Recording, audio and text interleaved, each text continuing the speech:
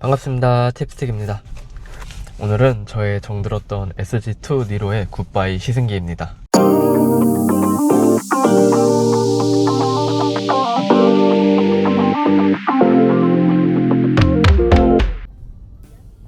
제가 니로라는 차량을 접한 지도 어느덧 8년이 되었습니다. 한 2018년경 니로 1세대 모델을 회사 법인차로 처음 접하게 되면서 니로라는 차량의 장점을 보게 되었고 2020년에 1세대 D2니로의 페이스리프트 차량을 구매하여 즐겁게 타고 다니면서 해당 차량의 장단점과 D2니로에 대한 많은 영상들도 업로드했었죠. 그리고 2022년 1월 2세대 SG2 니로 차량이 나올 때 사전 계약하여 4월부터 차량을 받아 여지껏 운영해오며 2세대 SG2 니로에 대해서도 다양한 정보를 담은 영상들을 업로드했었습니다. 하지만 이제 아이가 둘이 되며 더욱 큰 차량이 필요하게 되었고 모델 Y를 다음 주에 인수받게 되면서 해당 차량은 이번 밀양 여행을 끝으로 판매 예정이기 때문에 8년간 모든 종류의 니로를 경험해보며 느낀 니로의 장점과 단점, 또 이 차량을 어떤 사람들이 타면 좋을지까지 이야기해보도록 하겠습니다.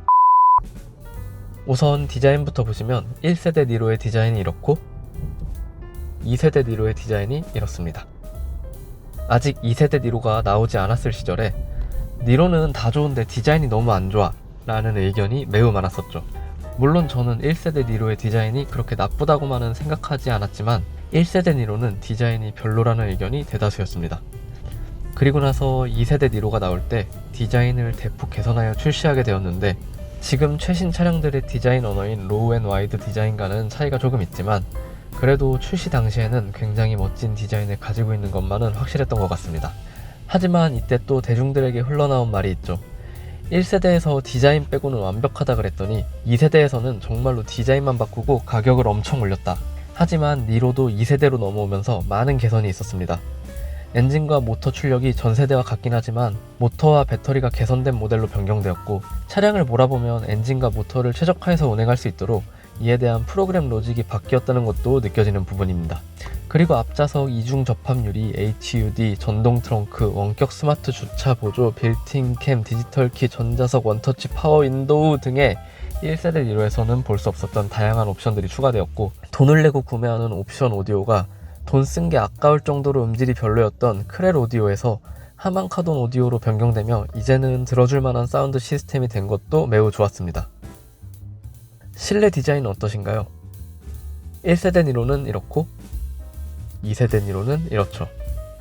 1세대에서 2세대로 넘어오며 그 당시 최신 트렌드를 반영한 디자인으로 많은 개선이 이루어졌는데 개인적으로는 계기판이 안쪽으로 깊이 들어가 있고 눈의 초점을 많이 움직이지 않고도 보기 편했던 1세대 니로의 계기판이 더욱 좋았었고 지금 2세대 니로의 계기판은 너무 운전자에게 가깝기 때문에 계기판을 보려면 눈의 초점을 더욱 많이 조절해야 해서 불편한 점이 있습니다.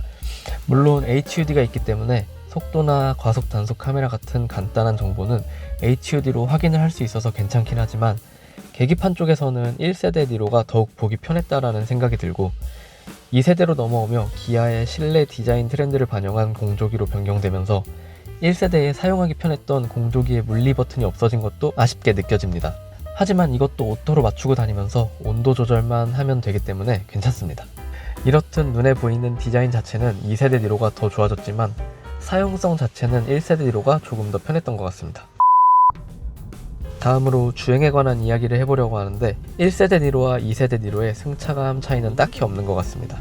시내에서는 작고 무거운 차체와 길지 않은 스프링과 댐퍼의 움직임 때문에 잔 충격들을 많이 올려주는 승차감을 가지고 있고 특히 배터리가 위치해 있어서 매우 무거운 뒷바퀴의 축이 과속방지 턱과 같은 심한 요철을 지날 때 속도가 조금 빠르다면 뒷바퀴가 바닥에 쾅 처박히는 느낌이 들기도 하기 때문에 과속방지 턱은 조심스럽게 넘게 되죠.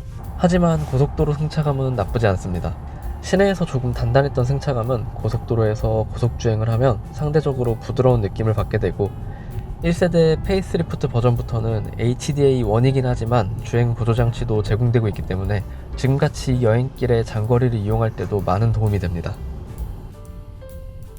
1세대와 2세대가 같은 출력을 가진 차량의 가속감은 어떨까요? 두 모델 다 별 차이 없는 합산 출력 140마력 정도의 출력을 내고 있는데 의외로 시내에서는 전기 모터의 도움이 있기 때문에 답답함은 없다고 생각됩니다. 운전을 하다 보면 다음 사거리에서 우회전이나 좌회전을 해야 하는데 아직 해당 차선으로 변경을 하지 못한 상태에서 신호의 맨 앞에 대기하고 있을 때가 있습니다. 이때 신호가 켜지면 옆 차량들을 보내주고 해당 차선으로 바꿔야 하겠지만 서울이나 부산 같은 혼잡한 곳에서 옆 차량들을 보내다 보면 그 뒤에 오는 차량들이 껴주지 않으면서 내가 원하는 곳으로 가지 못할 때가 있습니다. 그렇다면 신호가 켜졌을 때 조금 빠르게 가속을 해서 옆 차량보다 앞으로 차선 변경을 해 내가 원하는 방향으로 가려고 하는데 이럴 때는 전기 모터의 도움을 받기 때문에 생각보다 좋은 발진 가속력을 보여줍니다. 개인적으로 여행을 다니며 렌트카로 많이 빌렸었던 아반떼나 K3 같은 1.6 자연흡기 기본 모델보다는 출발 가속력에서 좋은 모습을 보여주는 것 같습니다. 하지만 고속도로에서는 이야기가 많이 다르죠. 고속도로에서 정말 답답할 때는 앞 차량을 추월 가속할 때입니다. 주행 차선에서 정속으로 주행을 하다 보면 앞에 큰 트럭이나 다마스 라버 같은 고속주행이 어려운 차량들이 있게 마련인데 이런 차량들의 약 80에서 90km의 속도에서 추월 차선에 약 100에서 120km 이상의 속도까지 속도를 붙일 때는 차량이 많이 힘들어하는 모습을 보여줍니다. 80에서 90km의 속도에서 이미 전기 모터는 연비에 조금 도움을 줄 뿐 가속에는 더 이상 사용할 힘이 많이 남지 않은 상태이고 약 100마력가량의 엔진 출력과 조금의 모터 힘으로 짧은 거리에서 속도를 올려 추월하려고 하면 엔진 RPM이 5000 이상으로 치솟는 모습을 보여주죠. 하지만 대부분의 주행 상황에서는 나쁘지 않은 승차감과 주행 감각을 보여줍니다. 이제 실내 공간을 좀 볼 텐데 제가 니로를 구매할 때마다 주요 경쟁 상대로 지목되던 차량이 코나 하이브리드 모델이었습니다. SUV의 형태도 비슷하고 1.6 자연흡기 엔진과 전기 모터의 조합을 가진 파워트레인도 비슷한 모델이었죠.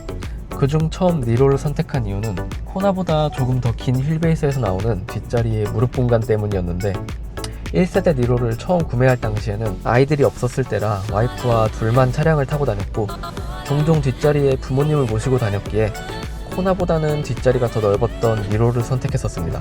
즉 평소 이동 시에 짐이 많지 않은 4인 가족, 예를 들어 부부와 부모님 또는 부부와 어느 정도 커서 카시트를 사용하지 않는 아이들로 구성되어 있는 가족들에게는 니로와 같은 크기의 차량들은 크게 문제가 되지 않을 거라고 생각합니다. 하지만 카시트를 설치하고 외출 시에 유모차나 짐이 아주 많은 가족 구성원들에게는 니로의 공간은 더 이상 넓지만은 않은 공간이라고 생각됩니다. 그도 그럴 것이 1세대 니로의 장단점에 대한 영상에서 1세대 니로의 장점 중 하나로 넓은 공간을 이야기했던 적이 있었습니다. 하지만 그때는 아이 없이 와이프와 둘이 차량을 타고 다녔고 뒷자리를 모두 접고 엄청나게 많은 캠핑 장비를 모두 싣고 캠핑을 다닐 때였으니 그 당시 저에게 니로는 매우 넓은 차량이었죠.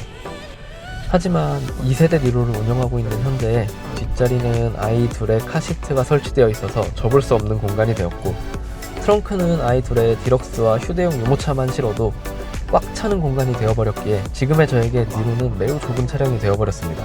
이렇듯 공간에 대해서는 내 가족 구성원의 상황에 따라 어떤 가족에게는 넓은 차량이 될 수도 또 다른 어떤 가족에게는 좁은 차량이 될 수도 있으니 중고 차량이 되었든 새 차량이 되었든 니로의 구매를 염두에 두고 계신 분들이라면 내 가족의 상황 또한 잘 고려해 보아야 할 것 같습니다. 마지막으로 이 차량의 최대 장점인 연비를 이야기해 볼 텐데 니로의 공인연비는 옵션 구성에 따라 조금씩 다른데 가장 나쁜 공인연비는 18인치 휠에 빌트인 캠이 있는 모델로 리터당 18.8km를 보여주고 가장 좋은 공인연비는 16인치 휠에 빌트인 캠이 없는 모델로 리터당 20.8km를 보여줍니다.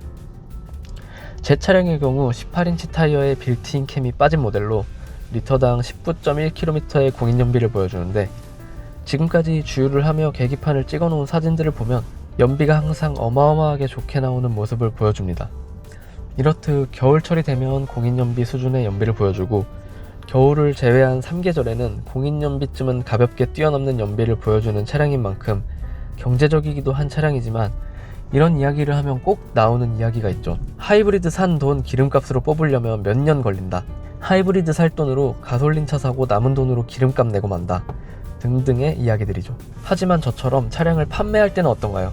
비슷한 급의 차량 중에서 구매할 때의 가격이 니로보다 약 500만원 정도 저렴한 셀토스와 비교해보면 판매할 때도 비슷한 연식과 키로수를 가진 조건의 차량들은 가격이 니로보다 500만원 정도 저렴한 것을 볼 수 있죠. 하지만 그동안 사용한 기름값은 꽤나 많은 차이가 날 것이라고 생각되는 부분입니다. 이렇듯 연비와 친환경차 혜택에 의한 취득세 감면 및 공영주차장 이용료 감면 등까지 생각하면 경제적인 면에서까지 뛰어난 모습을 보여주는 차량이 니로였다는 생각이 듭니다. 지금까지 SG2 니로의 굿바이 시승기를 마치면서 니로라는 차량의 모든 모델을 오랫동안 운영해오면서 느꼈던 장단점들을 간단히 전해드렸는데, SG2 니로는 첫째 아이가 태어나는 시점에 차량을 출고해 지금까지 함께 해온 차량인 만큼 저도 아이도 정이 든 차량이지만 이제 저희 가족에게는 좁은 공간으로 인해 차량을 보내주게 되었습니다. 이제 니로는 보내주지만 다음 주 새로 출고하게 될 테슬라 모델 Y 주니퍼 롱레인지와 함께 또 다른 영상으로 찾아올 테니 구독과 좋아요, 알림 설정 부탁드립니다. 바이바이.